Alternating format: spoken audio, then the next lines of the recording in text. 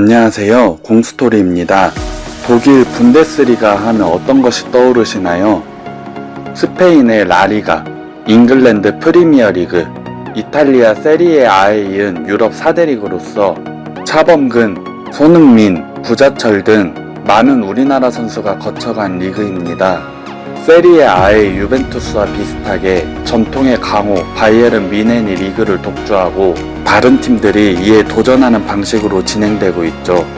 이번 시간에는 어려운 과거를 딛고 일어나 챔피언 바이에른 뮌헨과 분데스리가를 양립했으며 매력적인 감독이 이끌었던 꿀벌 군단의 전성기 보루시아 도르트문트의 위르겐 클롭 시절에 대해 소개해드리려 합니다.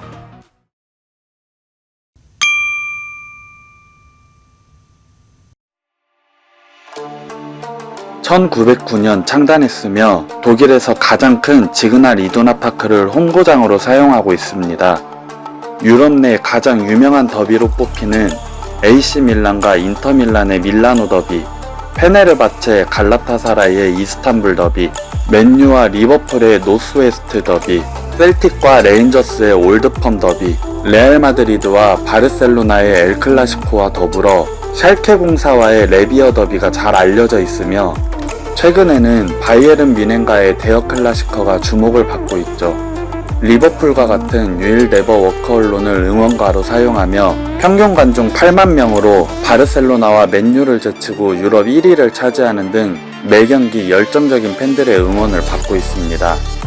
90-91 시즌 리그 10위를 기록한 후 오트마어 히츠펠트를 감독으로 선임하며 91-92 시즌 슈투트가르트에 이어 리그 준우승을 차지합니다.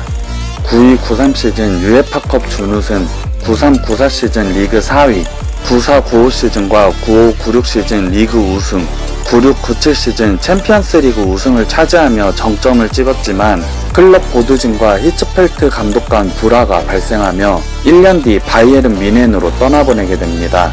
이후 10위권과 상위권을 넘나드는 롤러코스터 행보를 보이다 01-02 시즌 다시 리그 우승과 유에파컵 준우승을 기록하는데 이를 기점으로 암흑기가 찾아오고 말죠.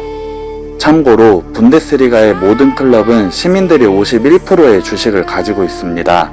이는 클럽의 방만한 운영을 예방하여 리즈 유나이티드처럼 무리한 투자로 인해 몰락하지 않도록 하는 제도적 장치였는데요. 클럽의 지속적인 성공에 고무된 보드진이 독일 클럽 중 최초로 주식시장에 상장을 시도했는데 이후 무리한 주식 상장이 지속되며 심각한 재정난에 시달리게 됩니다. 이로 인해 홈 경기장을 지역 보험회사에게 매각해야 했고 2021년까지 베스트팔렌 슈타디온에서 지그날 이두나 파크로 명칭이 변경되죠. 2003년에는 선수단 주급을 위해 뮌헨에 200만 유로를 보조받지만 결국 선수단 주급을 20% 이상 삭감했으며 주축 선수들을 판매하기에 이릅니다.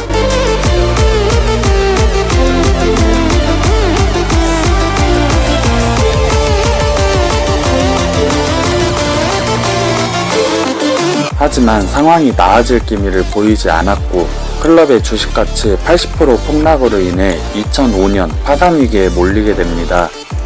이렇게 힘든 나날을 보내던 중 07-08 시즌 독일의 FA컵인 DFB 포칼컵에서 뮌헨의 패에 준우승을 기록하는데 뮌헨은 리그 우승으로 이미 챔피언스리그 진출권을 획득한 상태였기 때문에 어부지리로 유에파컵 출전권을 따내게 됩니다. 선물을 받은 도르트문트는 마인츠를 이끌던 위르겐 클롭을 감독으로 선임하였고 이는 대반전의 시작을 알리게 되죠. 08-09 시즌을 앞두고 도르트문트의 감독으로 부임한 클롭은 팀의 어려운 재정 상황을 고려해 가성비가 뛰어난 선수 위주로 영입을 시도합니다. 펠리페 산타나, 이영표, 네벤 수보티치 등을 800만 유로가 되지 않는 가격에 영입한 것을 그 예로 들 수 있는데요. 리그 6위를 기록하며 중상위권으로 자리매김한 후 09-10 시즌 마츠 훈멜, 스벤 벤더, 케빈 그루스크로이츠, 루카스 바리오스 등을 약 1000만 유로에 영입하며 리그 5위로 마무리, 유로파리그에 진출하게 됩니다.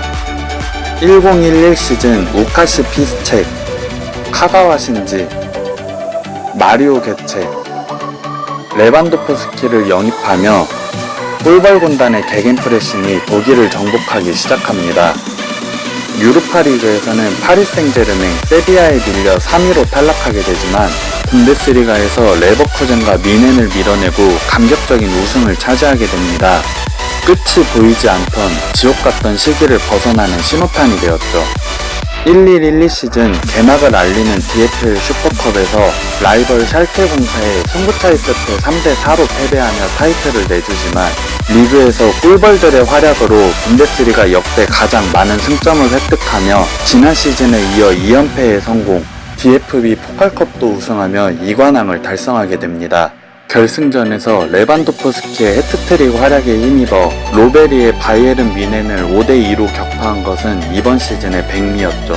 바이에른 뮌헨, FC 쾰른, 베르더 브레멘에 이어 리그와 포칼컵을 동시에 우승한 네 번째 팀으로 등극하며 2011년 독일 스포츠 올해의 팀으로 선정되는 겹경사를 누렸습니다.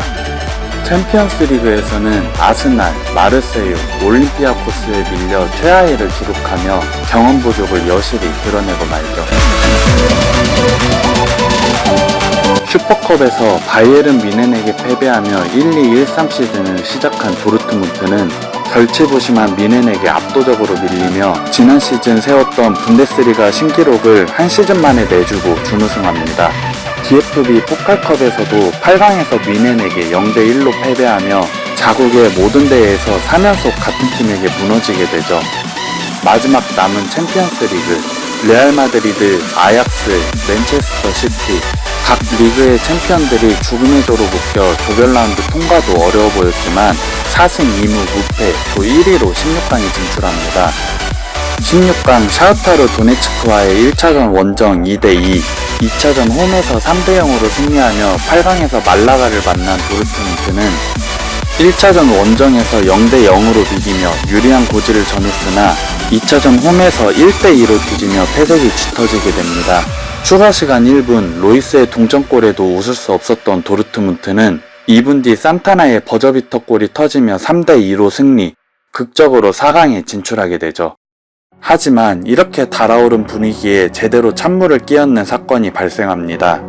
자국의 모든 대회 우승 문턱에서 발목을 잡으며 원수나 다름없었던 라이벌 바이에른 뮌헨에 팀 내 최고의 유스 마리오 게체가 이적한다는 내용이 언론을 통해 보도되며 도르트문트 팬들에게 역대급 괴통수를 때려버리죠.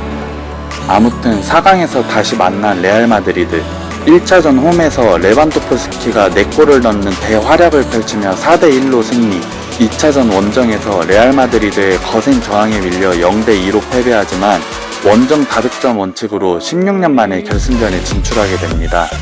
결승전 상대는 시즌 내내 발목을 잡았던 바이에른 뮌헨.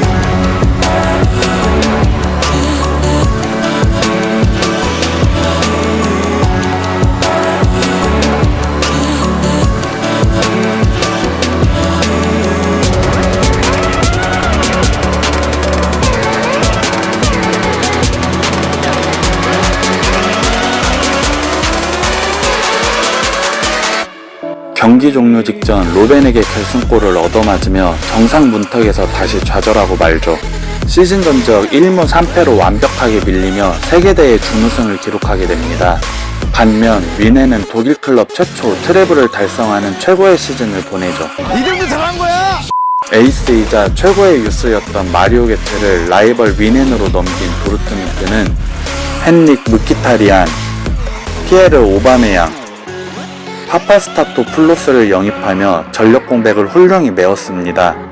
슈퍼컵에서 뮌헨을 4대2로 격파하며 성공적인 시즌을 예고했고 초반 1위와 2위를 넘나들며 리그 우승에 도전하나 싶었지만 수보티치, 슈멜처, 벤더, 사인, 코바 등 주요 선수들의 부상으로 리그 4위까지 하락합니다. 막판 페이스를 끌어올렸지만 또다시 미넨에 리그 우승을 내주고 준우승에 그치게 되죠. 챔피언스 리그에서는 8강에서 레알 마드리드를 만나 1차전 원정 0대3 패배 후 2차전 홈에서 엄청난 투혼을 보이며 한 골차까지 따라잡았지만 끝내 2대3으로 패배하며 탈락하고 맙니다. DFB 포칼컵에서는 또다시 미넨에게 0대2로 패배하며 준우승에 머무르게 되죠. 이 시즌 레반도프스키는 20골로 득점왕, 로이스는 14도움으로 도움왕을 달성하며 그나마 아픔을 달래는가 싶었지만 레반도프스키마저 시즌 종료 후 미넨에게 넘기며 전력이 크게 약화됩니다. 사실 11-12 시즌 종료 후 레반도프스키가 미넨 이적을 요청했으며 구단도 14년 여름 계약 만료 전에 이적료를 받고 넘기는 방안을 긍정적으로 검토하고 있었으나 괴체가 뜬금없이 바이아웃으로 이적하며 구단과 선수 모두 난처한 상황이 되었죠. 도르트문트는 괴체에 이어 레반도프스키마저 같은 시기에 원수 같은 라이벌에 보낼 수 없다는 입장이었고 이를 노린 레알 마드리드에서 12-13 시즌 종료 후 3천만 유로를 제안했으나 선수가 거절하며 결국 14년 1월 보스만 룰에 의해 14-15 시즌부터 미넨으로 합류하게 됩니다. 14-15 시즌 미넨 가을 슈퍼컵에서 2대0으로 승리하며 강한 전력을 유지하나 싶었지만 치로 임모빌레, 아드리안 라모스, 지동원 등 신입생들이 매우 부진하고 맙니다. 리그 개막전 레버쿠젠과의 경기에서 경기 시작 7초 만에 벨라라비에게 허용한 분데스리가 역사상 최단시간 실점은 험난한 시즌의 복선과도 같았죠. 시즌 중 공수의 핵심축인 로이스와 훈멜스가 부상으로 쓰러지며 리그 17위까지 하락하게 됩니다. 챔피언스 리그에서 아스날을 2위로 밀어내며 반등의 계기를 보여주나 싶었지만 16강 유벤투스전에서 1차전 원정 1대2, 2차전 홈에서 0대3으로 완패하며 탈락하고 맙니다. DFB 포칼컵에서는 4강에서 미넨을 승부차이 끝에 꺾으며 결승전에 다다랐으나 데브라이너가 이끄는 볼프스부르크에 1대3으로 패배하며 준우승에 그치고 말죠. 시즌 중 클롭 감독은 부진한 성적에 대한 책임을 지고 시즌 종료 후 사임 의사를 밝혔고 팬들은 파산 직전의 팀을 유럽을 대표하는 강팀으로 도약시킨 명장을 눈물로 떠나보내야 했습니다. 하늘도 이들의 이별을 슬퍼했는지 마지막 경기인 DFB 포칼컵 결승전 내내 많은 비가 내렸죠.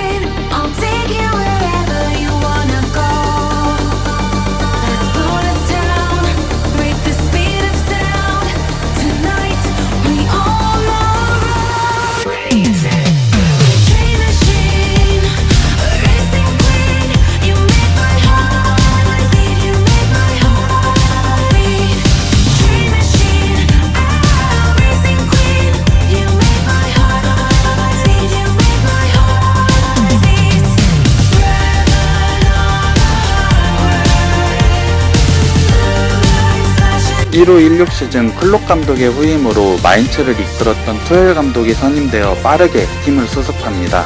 팻 미넨과 승점 10점, 3위 레버쿠젠과 18점 차이로 리그 준우승을 기록하며 지난 시즌 7위보다 훨씬 좋은 성적을 기록하죠. DFB 포칼컵에서는 미넨과 명승부 끝에 승부차기에서 패하며 준우승하고 유로파리그에서도 우승을 노렸으나 리버풀의 안필드 기적에 밀려 탈락하고 맙니다.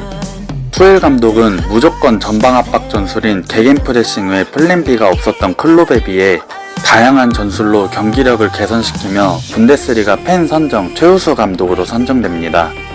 16-17 시즌을 앞두고 팀의 핵심 멤버들이 떠나며 다시 불안감이 조성됩니다.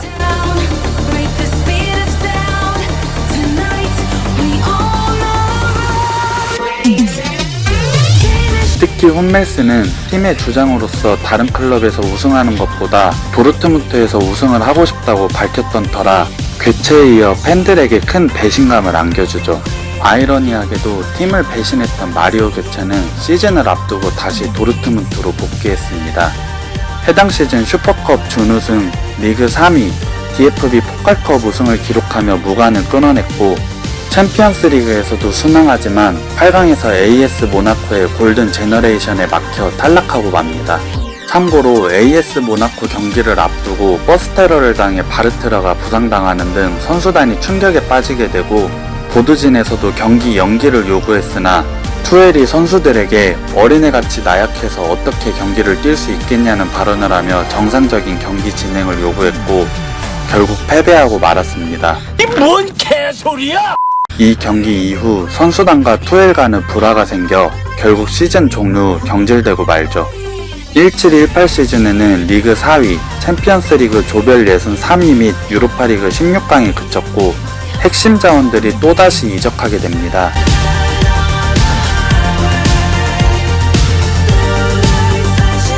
다행히 재계약에 미온적이었던 팀 내 최고의 선수 마르코 로이스와 2023년까지 재계약에 성공하며 다시 반등하기 시작하죠. 18-19 시즌 루시앙 파브르 감독이 팀을 맡으며 미넨과 승점 2점차 리그 준우승 및 챔피언스 리그 16강 진출 등 다시 부활하는 모습을 보였습니다. 과연 꿀벌 군단은 뛰어난 여왕벌과 함께 유럽 전역에 향기로운 꽃가루를 퍼뜨릴 수 있을까요?